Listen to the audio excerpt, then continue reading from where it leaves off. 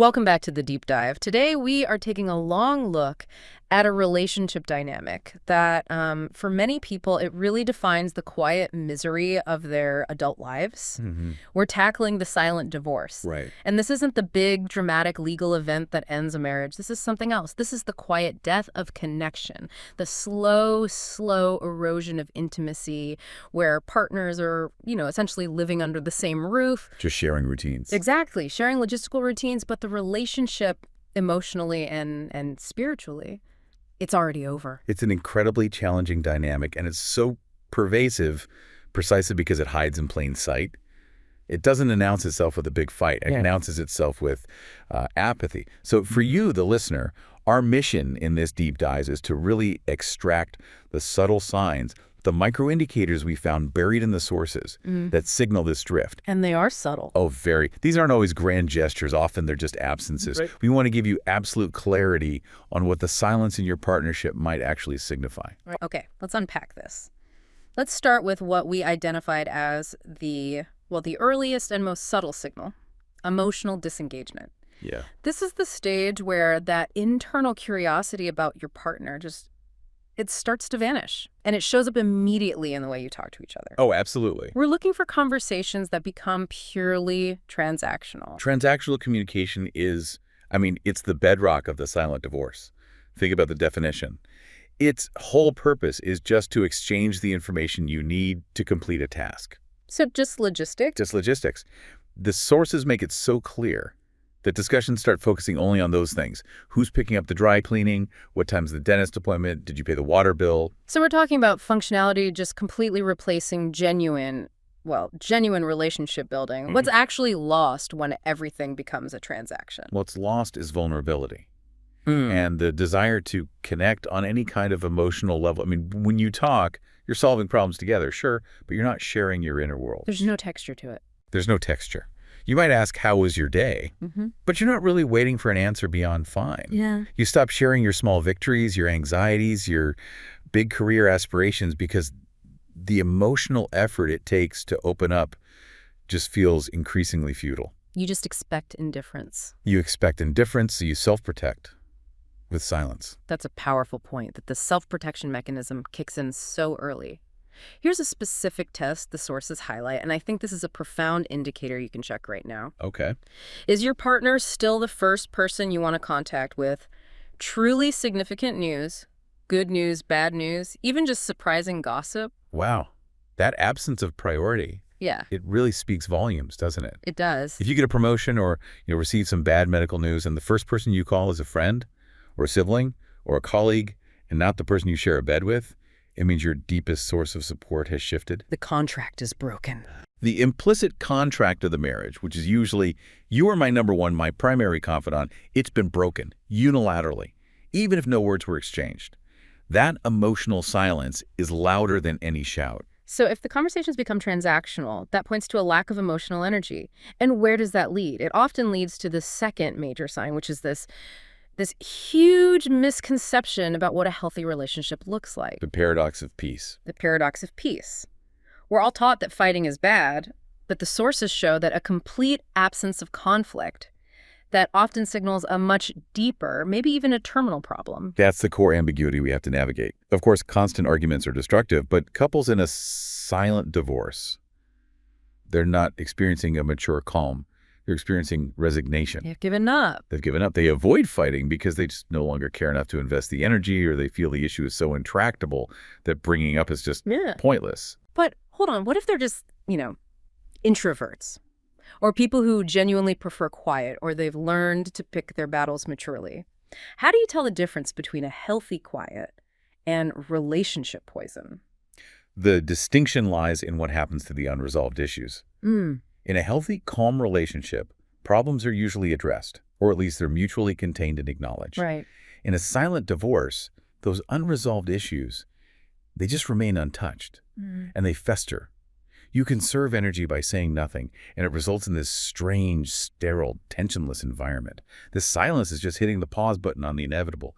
It is not resolution. And while the surface looks peaceful, you are absolutely right. Underneath, what the sources call the quiet poison of resentment is actively working. Minor annoyances, the way they chew, the coat left on the chair, they get magnified exponentially. Why? Because you're layering that irritation onto years of accumulated, unaddressed hurt. From much bigger issues that were never confronted. The volume of the small complaint goes up because the foundational trust is just gone. And this resentment, it leaks out in behavioral cues. Microaggression. Yes, you start seeing these subtle microaggressions replace any kind of genuine communication. Eye rolls replace empathy when one partner tries to express stress. Sarcasm becomes a cutting, defensive substitute for kindness. These are the visible cracks that show the whole internal infrastructure is failing. I think the most fascinating psychological detail the sources brought up here is the concept of internal bookkeeping. Ah, yes. This is where that emotional withdrawal really gets formalized in your own mind. Tell us a bit more about that. Internal bookkeeping is a defense mechanism. It's when you stop viewing the relationship as a shared venture and start seeing it as a ledger. A scoreboard. A scoreboard. You keep this meticulous, silent record of all the sacrifices you've made, the effort you put in, and most painfully, the appreciation you haven't received. And this tallying, it solidifies the emotional distance because it justifies your withdrawal. It gives you permission. It gives you permission. You tell yourself, I am owed more, or I've done my part. And instead of dealing with the feelings of being unappreciated, you suppress them, and you use that mental record to rationalize the lack of effort you're now putting into the relationship. It's a way of saying I'm justified in being silent because the score is clearly in my favor. That is dark, but also extremely relatable. It is. So once the score has been tallied and the emotional well has run completely dry, how long until that resignation starts to manifest physically? That takes us to the third phase, the roommate phase. This is the transition from that internal withdrawal to the shared physical reality of distance. You're moving from a lack of emotional curiosity to the visible, practical signs of separation. And we have to start with intimacy, but specifically the sources really emphasize that the decline goes far beyond just sexual contact. It's the loss of the casual touch, isn't it? Exactly. Casual touches become infrequent or awkward, sometimes even painful. Think about the spontaneous, nonverbal indicators of connection that just disappear. Holding hands on the couch. Holding hands while watching television, a hug when one of you gets home, leaning against each other while you're standing in the kitchen. When those simple, low-stakes physical connections stop, the body acknowledges the emotional distance before the mind fully grasps it. The body knows first. The physical body is communicating a truth your brain is still trying to deny. And that physical retreat can even become formalized. The sources note that bedrooms can become separate. Right. Either officially, one partner just moves out of the room, or informally, one partner starts sleeping on the sofa habitually, maybe claiming they have a cold or need to get up early, just making excuses for the lack of shared space. And even if physical contact does happen, often it feels purely mechanical or driven by a sense of obligation. It's a checkbox exercise, not an exchange of genuine warmth. And this leads directly to the defining practical sign of this stage: living parallel lives. You're functioning as roommates, but in the saddest possible definition of the word. Yes. Your schedules rarely align, and not by accident, but often, subconsciously by design. Meals are frequently eaten separately, one person over their laptop in the study, the other watching TV in the living room. Togetherness feels forced. It feels empty and forced, so you retreat to individual spaces and routines. The home becomes less of a shared sanctuary and more of a synchronized launchpad for two distinct, unrelated lives. And this brings us right back to curiosity. In this parallel existence, you might not know how your partner spends the critical hours of their day, their new challenges, who they're having lunch with, and you don't even have the drive to ask. Right. It's a powerful moment of realization when you discover a major piece of information about your partner's life from someone else because they just aren't talking to you anymore. That lack of curiosity is the practical manifestation of the internal separation. Okay, so let's analyze the deep shift in communication that comes from this, because this is where the silence becomes profoundly painful for the individual. This is where it gets really tough. Important, risky subjects like finances or future goals, they're avoided entirely to maintain the peace. But then minor issues, like a misplaced set of keys or a leaky faucet, provoke this immediate disproportionate irritation. It's a communication maze designed specifically to avoid vulnerability, and I found this detail to be almost tragically modern. The texting. Text messages replace conversations even when you're in the same house. It's a fantastic indicator of guardedness. You're communicating, but only superficially. Why text? Because text allows for control. You can proofread your response, you can eliminate any emotional tone, and you stick strictly to the facts. It is a way to interact without risking genuine exposure. So discussions feel rehearsed. Superficial and rehearsed, because honesty threatens the fragile stability of the silent arrangement. Both parties just remain heavily guarded. And this guardedness, this retreat, it leads to the true, painful hallmark of the silent divorce: profound loneliness. Describe for us the unique nature of this kind of loneliness. It is the loneliness experienced next to someone. It's so different from solitude, which can be restorative. This is the pain of feeling utterly isolated, despite the physical presence of the person who once knew you best. Or who you thought knew you best. Or who you believed knew you best, right? Yeah. You feel invisible. The person whose role was to be your primary witness, your mirror. They're now looking straight through you.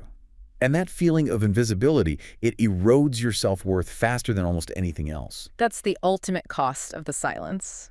And finally, there's a key internal shift that serves as the final telling sign of an impending separation, even if the logistics haven't been talked about yet. It's the change in your own internal vision of the future. Precisely. You stop using we. A key indicator is when you envision the future, whether it's 6 months from now or 20 years from now, and your partner is simply absent from that mental picture. Plans become individual. Plans become individual endeavors, not shared goals. You start to fantasize not about your partner, but about an alternate life. A life characterized by peace, independence, freedom from the current state. That shared future you once worked toward has just quietly vanished, replaced by an individual path. So we've mapped the entire landscape of the silent divorce, from the first transactional whisper to the moment the shared future just dissolves.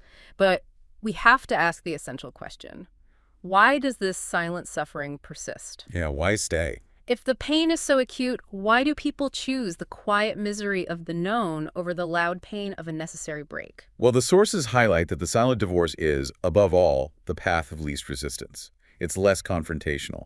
Couples are avoiding the immense difficulty of tough choices, the social repercussions, the financial complexities, the necessary emotional reckoning. Right. It's a massive undertaking to separate. People stay for the children, sometimes for financial comfort, or simply because they fear the massive undertaking of starting all over again. It feels safer. It feels safer to maintain the status quo, no matter how miserable, because at least the misery is predictable. But that predictability comes at a steep price. Maintaining that facade, suppressing all those feelings, engaging in that constant internal bookkeeping. It degrades your self-esteem, your happiness, and your overall mental well-being over years. The quality of your entire life is declining because you're prioritizing quiet over health. Which is why recognition And gaining clarity, just acknowledging the reality of the parallel lives, is the absolutely crucial first step out of the silence. Okay, so once you recognize the pattern, the sources lay out two paths forward. Both require genuine courage, but both offer exponentially better outcomes than remaining resigned to a loveless existence. Let's look at the first one: choosing to rebuild. What does this deep work actually entail? Rebuilding requires radical honesty, which is the exact opposite of the silent divorce. You have to actively seek out difficult dialogue, often with the help of a professional. Relearning communication means you have to risk vulnerability again, even with someone who has failed to appreciate you for years. You have to confront the ledger. You have to confront those buried, suppressed emotions and the mental ledger you've been keeping. You have to move from saying, the sink is clogged, to saying, when you leave the dishes like that, I feel unappreciated, and it reminds me of all the other times I felt unsupported. It's turning silence into real dialogue. It's about turning the silence into dialogue that actually carries emotional weight. And crucially, it requires mutual commitment. If one person is willing to fight for the marriage, but the other has truly checked out, the effort will simply magnify the pain. Which brings us to the second path: deciding to separate with honesty. This means trading that quiet decay for the acute pain of a new start. This path is equally courageous. Absolutely. It means acknowledging that the shared future is gone and choosing to formalize the separation you've already been living emotionally. This requires planning, logistical organization, and most importantly, emotional processing. It's a grieving process. You have to grieve not just the end of the marriage, but the end of the idea of what the marriage was supposed to be. But by choosing separation with honesty, You allow both partners to pursue that alternate individual life they may already be fantasizing about. The point is, either path involves action, honesty, an active rejection of resignation. It means choosing short-term discomfort for long-term emotional integrity. Precisely. Both paths demand that you stop prioritizing the comfort of the status quo and start prioritizing the health and happiness of yourself. The main takeaway for you, the listener, is that the signs we've discussed, the transactional chats, the resentment, the parallel lives, they're apparent. They're not hiding. You might be hiding from them. Listening to those whispers, to the lack of internal curiosity, that is the crucial first step. Silence might offer temporary security, the comfort of the known routine, but it rarely, if ever, brings healing or happiness. And this leaves us with a final provocative thought to consider based on the source material. If the defining characteristic of a silent divorce is the avoidance of conflict out of pure resignation, what specific level of discomfort and what necessary confrontation are you willing to accept today to ensure that the vision you hold for your future remains shared and not permanently separate? That is the question that pulls you finally out of the silence.